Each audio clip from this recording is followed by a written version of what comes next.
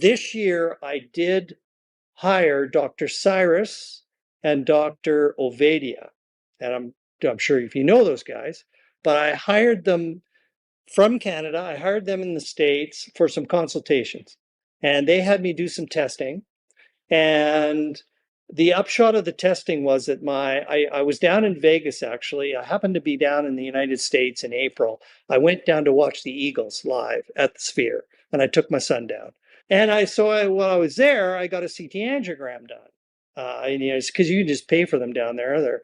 And so then we looked at the results, and Dr. Vadia said, "Look, your two arteries that have been replaced are what they call patent, which means they're clear, and the other two are showing small blockages, which they did before.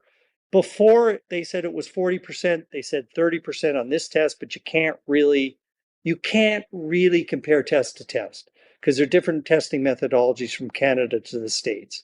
So I can't compare the 40% I had 5 years ago here to the 30% that they did back in April. I'd like to say it's lower. I'd like to believe it's lower.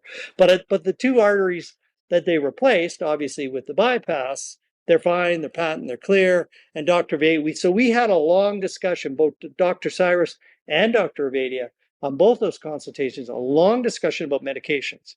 And their upside was basically statins really aren't doing you anything.